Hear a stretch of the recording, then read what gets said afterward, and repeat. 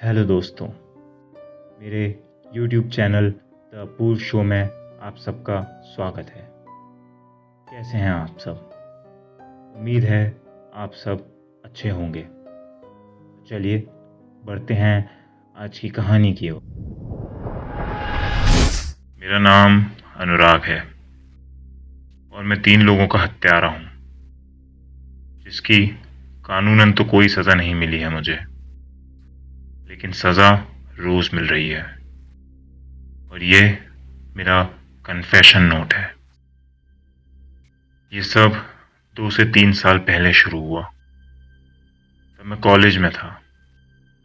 Graduation का आखिरी साल था और मेरी इंजीनियरिंग 1 साल में पूरी होने वाली थी। कॉलेज के बीते 3 साल मैंने कई यादें बटोरी, कई अच्छे बुरे दिन जिए, और उन दिनों में मेरे साथ रहे मेरे 2 जिगरी यार, प्रभात और विशाल। हम तीनों बेहद करीबी दोस्त थे, लाइक अ फैमिली। होते भी क्यों ना। कॉलेज के तीनों साल हम रूममेट्स थे और बहुत सारे अच्छे पल साथ जिए थे। कई यादें थीं हमारी एक साथ।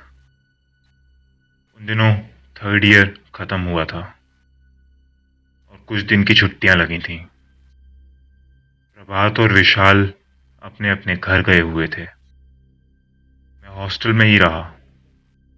उसके 2 कारण थे। पहला, कुछ खास बनती नहीं थी मेरे घर वालों से। दूसरा कारण थी पूर्वी। वो मेरी ही क्लास में थी और मैं उसे बहुत पसंद करता था।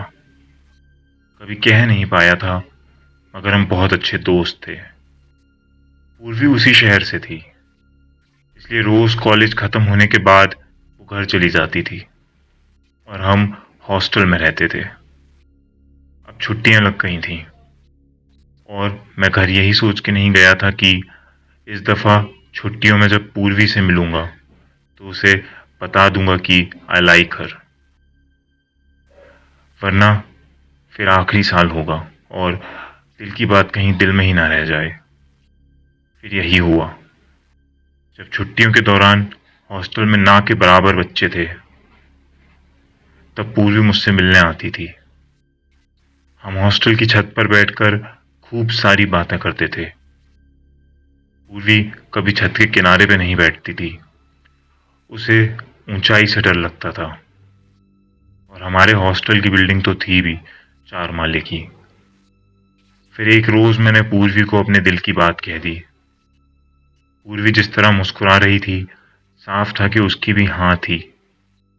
मगर उसने मेरे लिए प्रपोजल को थोड़ा मुश्किल बनाते हुए मुझे एक चैलेंज दिया।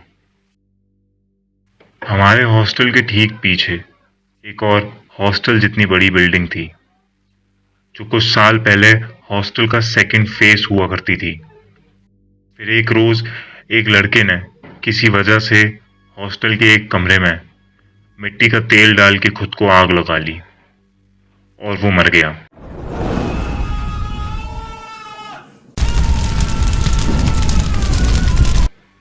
उसके बाद से मानो उस बिल्डिंग में पनौती सी छा गई और वहां रहना नामुमकिन हो गया। हार मान के एडमिनिस्ट्रेशन को वो बिल्डिंग सील करनी पड़ी। कहते हैं कि वो बिल्डिंग हॉन्टेड है और जिसने भी वहां जाने की कोशिश की है, उसकी संदिग्ध हालातों में मौत हुई है। ये सब मेरे सामने की बातें नहीं थी, इसलिए मैं इन पर भरोसा नहीं करता था। मगर ऐसा भी नहीं था कि मुझे इन सब बातों का डर नहीं था। लेकिन पूर्वी ने कहा कि अगर मैंने अपनी हिम्मत का सबूत दिया तो उसकी तरफ से भी हाँ है। मुझे बस आज रात उस बिल्डिंग में जाके एक छोटा सा वीडियो रिकॉर्ड करना था, एज अ प्रूफ। एक्चुअली पूर्वी सिर्फ मजाक कर रही थी, मगर स्टाइल और मेल ईगो के चक्कर में मैंने बात सीरियसली ले ली और हाँ कर दिया और कहा कि कल जब मिलेंगे तो मैं वीडियो ले आऊंगा और तुम तुम्हारी हाँ ले आना। उस रोज मैंने बिल्डिंग के बारे में थोड़ा पता किया तो मालूम पड़ा कि बिल्डिंग के सभी एंट्रेंस पर ताला है, लेकिन पीछे का एक दरवाजा ऐसा है जिसकी कुंडी पर ताला लगाने का हुक नहीं है। बस वही मेरे लिए सबसे बेहतर रास्ता था अंदर जाने का। हॉस्टल के गार्ड्स इस बात का ध्यान रखते थे कि कोई दूसरी बिल्डिंग में ना जाए और हमेशा उस तरफ नजर दिए रहते थे, इसलिए मैं सावधान था। मैंने एक टॉर्च, अपनी सेफ्टी के लिए एक रॉड और अपना फोन लिया और रात के करीब 1 बजे मैं छुपते हुए बिल्डिंग के नजदीक पहुंचा। मैंने फ्रंट साइड पर टॉर्च ना जलाते हुए फोन की स्क्रीन लाइट यूज की ताकि दूर से मैं नजर में ना आ जाऊं, और पहुंच गया बिल्डिंग के बैक साइड, पीछे के दरवाजे की ओर। बड़ी अजीब सी मनहूसियत थी वहां पर। आसपास के पेड़ पौधे सूखे पड़े थे। कौवों की चुभती आवाज से ज्यादा कुछ सुनाई ही नहीं आ रहा था। मैंने धीरे से दरवाजे की कुंडी खोली और अंदर घुस गया। अंदर जाते से ही टॉर्च ऑन की। मेरा इरादा बस एक बार हॉस्टल के टॉप फ्लोर तक जाना, वीडियो रिकॉर्ड करके लौट आने का था। तो मैं धीमे पांव आगे बढ़ने लगा। हॉस्टल का एक एक कमरा बड़ा भयानक सा था। गंदगी और जालों के सिवा बड़ी अजीब सी बदबू थी वहां। पूरा हॉस्टल खाली था, मगर मुझे एक एक पल लग रहा था जैसे मैं अकेला नहीं हूं। मैं वीडियो रिकॉर्ड करता हुआ ऊपर के फ्लोर पे पहुंचा कि नीचे से एक जोर की आवाज आई। नीचे फ्लोर का गेट, वो एंट्रेंस का गेट बंद हो गया था और कुंडी कुंडी लगाने की आवाज साफ सुनाई आई थी। बेहद घबरा गया। मुझे लगा या तो किसी गार्ड ने मुझे आते देख लिया है या फिर कोई चोर यहाँ नशे करने घुस आया है। मुझे किसी के फुटस्टेप्स सुनाई आ रहे थे। ऐसा लग रहा था जैसे कोई ऊपर आ रहा हो। मैं डर के मारे एक कमरे में छुप गया। मैं उस कमरे के किनारे पे, दरवाजे के ठीक पीछे, टॉर्च ऑफ करके और फोन साइलेंट करके बैठ गया, ये सोच कर के जो भी होगा जब चला जाएगा तब मैं निकलूंगा। कुछ देर तक एक आवाज नहीं आई। फिर मैं हिम्मत करके उठा। सोचा जो भी था शायद चला गया है, और मैं टॉर्च ऑन करके आगे बढ़ा। कुछ देर सब ठीक रहा और मैं टॉप फ्लोर पर पहुंचा। अब बस मुझे वापस लौटना था। मैं नीचे वापस जाने ही लगा था कि तभी मुझे एक कमरे से माचिस जलने जैसी आवाज आई। मैं घबराता हुआ टॉर्च लेकर उस कमरे की ओर बढ़ा। जब अंदर झांक के देखा तो वहां कोई नहीं था। मुझे लगा मेरा वहम रहा होगा, लेकिन तभी मेरे पीछे से एक आदमी चिल्लाता हुआ, आग में झुलसता, गैलरी से नीचे सीढ़ियों पर भागता दिखा। ये देख के मेरी चीख निकल गई और मैं जोर से दौड़ा सीढ़ियों की ओर और नीचे उतरने लगा। तभी मेरे पीछे कहीं से मेरा पैर किसी जगह फंस गया और मेरे हाथ से फोन और टॉर्च छूटकर कहीं दूर गिर गई। गिरते के साथ ही टॉर्च बंद हो गई।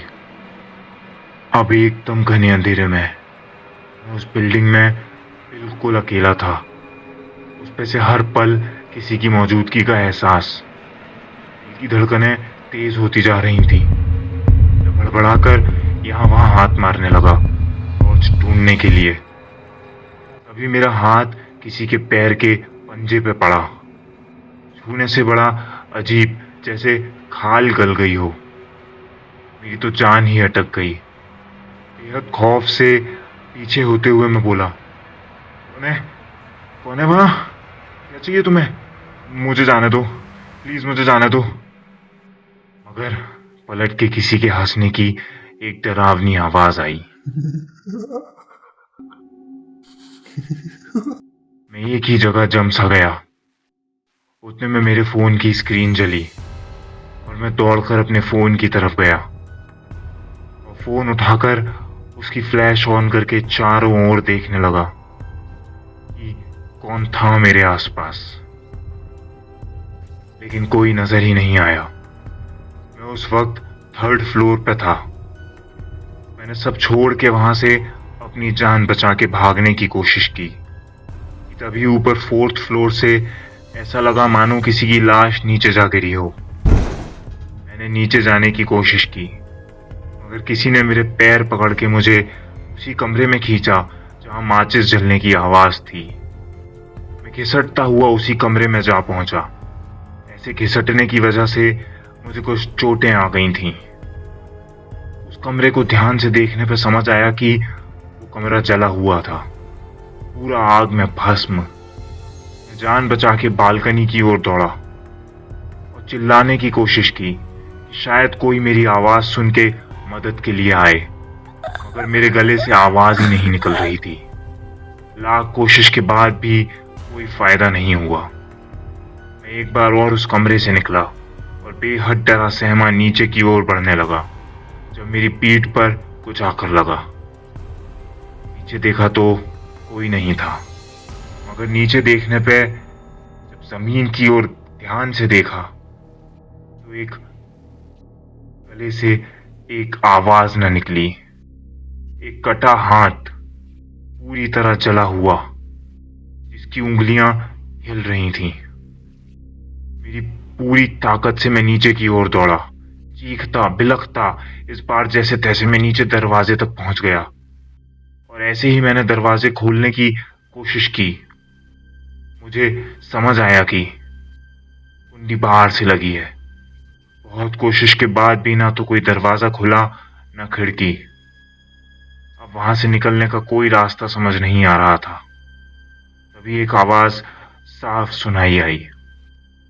गलती कर दी अनुराग बाबू, यहाँ नहीं आना चाहिए था। जिंदा रहोगे तो हाँ ना सुन पाओगे ना। मैंने डरी हुई परेशान आवाज में पूछा, कौन हो तुम? क्या चाहिए तुम्हें? मुझे जाने दो, प्लीज प्लीज मुझे जाने दो, मैं फिर कभी नहीं आऊंगा। मैं मुझे कौन नहीं जानता। मैं वही हूं अनुराग बाबू, जिसने खुद को आग लगाई थी, जिसने कई लोगों को मौत के घाट उतारा है, और जो आज तुम्हें भी नहीं छोड़ेगा अनुराग बाबू। उस आवाज के इतना कहते से ही एक लकड़ी का टुकड़ा ऊपर से मेरी तरफ गिरा और जोर से मेरे सर पे लगा, जिससे मैं बेहोश हो गया। फिर जब होश में आया तब सुबह हो रही थी और मैं बिल्डिंग के नजदीक झाड़ियों पे बेहोश पड़ा था। मैं उठकर हॉस्टल चला गया। उस रोज मुझे हैरानी थी कि मैं जिंदा कैसे बच गया। कुछ दिन मैं शौक में रहा और किसी से नहीं मिला। कुछ दिन बाद मैं पूर्वी से मिला। मेरे फोन में एक वीडियो रिकॉर्ड हुई थी जिसमें कुछ भी पैरानॉर्मल रिकॉर्ड नहीं हुआ था। जो वीडियो में मैं 4th फ्लोर तक तो नहीं जा पाया था, मगर 3rd फ्लोर तक सब ठीक ठाक ही था। वो वीडियो सबूत के तौर पे मैंने पूर्वी को दिखा दी, जिसपे उसने हाँ कहते हुए मुझे गले लगा लिया। लेकिन मैंने जो भी उस बिल्डिंग में मेरे साथ हुआ वो सब पूर्वी को नहीं बताया।